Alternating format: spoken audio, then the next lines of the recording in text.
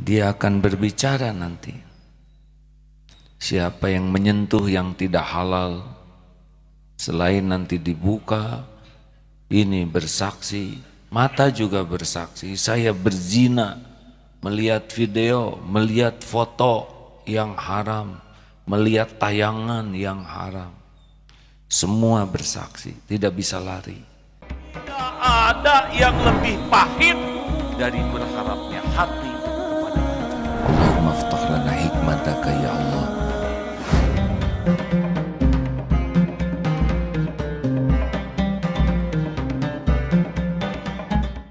Wa kana Allahu ala kulli syai'in raqiba, dan Allah Maha mengawasi segala sesuatu. Al-Ahzab 52.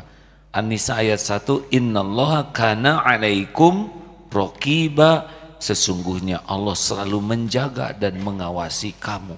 Jadi tidak pernah sesaat pun kita lepas dari pengawasan Allah. Apa asyahid dengan ar-raqib bedanya? Asyahid yang saya pelajari ini adalah segalanya terlihat oleh Allah. Tidak ada yang tersembunyi, makhluk apapun. Tidak ada yang luput dari pengawasan Allah, dari penglihatan Allah. Dimanapun, kapanpun. Terang, gelap, ramai, dalam sepi, tidak ada.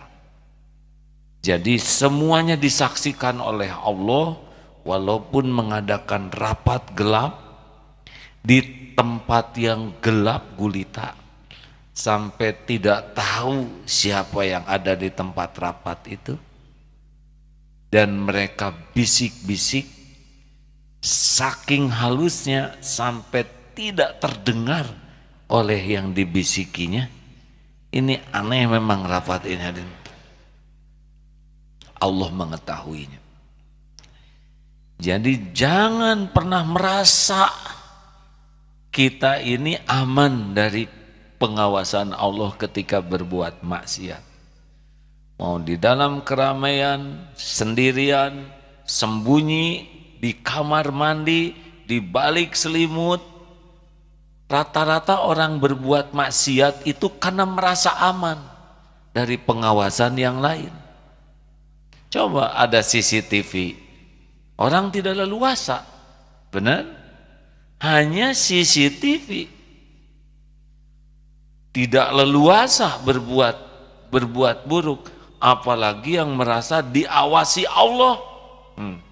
Dan ar-raqib itu Allah mengetahui yang terlintas di dalam hati, tersirat dalam pikiran, seperti mata. Ini mata melihat. Surat Ghafir 19. Ya'lamu qa'inatal a'yun wa ma tukhfis sudur. Dia Allah mengetahui khianat mata, mata yang khianat, dan apa yang disembunyikan di dalam hati. Seperti nanti bubar dari sini. Kenapa tersenyum? Ini kan tidak setertib di dalam masjid. Ikhwan akhwat akan berada di tempat itu. Ya mangga ingin nyebrang, bisa sepertinya polos, tapi lintasan hati Allah tahu. Berat kalau tidak yakin seperti ini, sibuk melihat HP, tidak ada yang lihat, dia lihat sendiri. Mata melihat dan tahu Allah apa yang ada di dalam hati seseorang. Jadi perilakunya memang ini sangat dekat ya, asyahid. Allah melihat kita dibuka HP, kita ini disaksikan oleh Allah. Jadi bukan sendirian untuk kita, juga malaikat. Termasuk orang yang pacaran, cari tempat tersembunyi. Mana ada yang tersembunyi?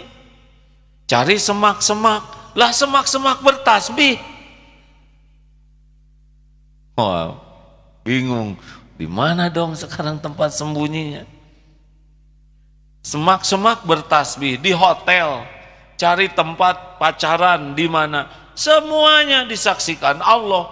Itu setiap tempat nanti bersaksi di akhirat.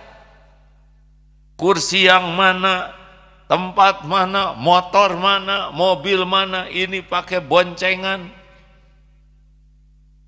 Dan Allah tahu persis, tidak ada yang tersembunyi. Jadi kalau orang tidak tahu, bukan karena kita jago menyembunyikan dosa, bukan.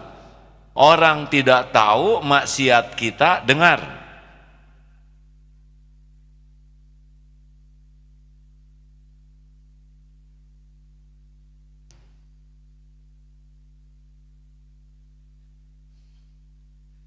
Orang tidak tahu kita berbuat maksiat bukan karena kita jago menyembunyikan. Cuma satu saja, karena Allah belum membukanya. Dan kalau Allah mau membuka maksiat kita, pasti terbuka. Tidak bisa dicegah dengan teknologi apapun, dengan backingan siapapun, kebuka, pasti kebuka.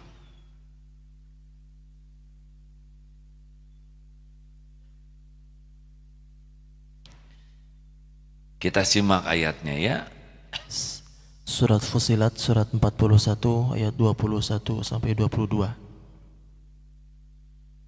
A'udzu billahi minasy syaithanir rajim.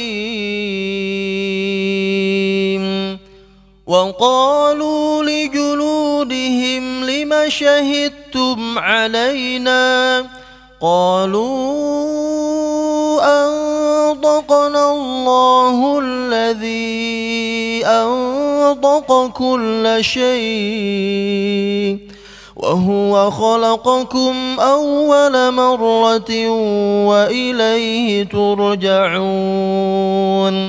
وما كنتم تستترون أن يشهد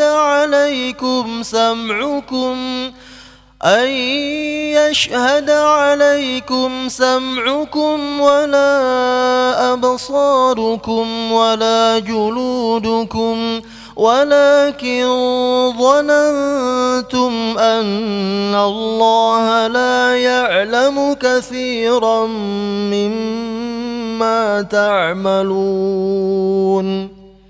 Dan mereka berkata kepada kulit mereka, mengapa kamu menjadi saksi terhadap diri kami? Kulit mereka menjawab, yang menjadikan kami dapat berbicara adalah Allah, yang juga menjadikan segala sesuatu dapat berbicara. Dan Allah lah yang menciptakan kamu yang pertama kali, dan hanya kepadanya kamu akan dikembalikan. Dan kamu tidak dapat bersembunyi dari kesaksian pendengaran, penglihatan dan kulitmu terhadap dirimu sendiri. Bahkan kamu mengira Allah tidak mengetahui banyak tentang apa yang kamu lakukan. Surat Fussilat ayat 21-22. Surat Fussilat ayat 21-22. Tolong dibuka lagi hadirin. Dia akan berbicara nanti. Siapa yang menyentuh yang tidak halal, selain nanti dibuka, ini bersaksi, mata juga bersaksi, saya berzina, melihat video, melihat foto yang haram, melihat tayangan yang haram. Semua bersaksi, tidak bisa lari. Dan Allah lah yang memerintahkan mereka bersaksi. Hadirin, sudah saatnya kita untuk sangat serius menyadari hal ini. Karena kita berbuat maksiat secara sederhananya karena dua hal. Satu, ada niat, yang kedua ada kesempatan. Sedangkan merasa disaksikan Allah membuat kesempatan kita hilang, merasa diawasi Allah hati kita, ar-raqib, insya Allah membuat niat kita juga jadi hilang dari niat berbuat buruk.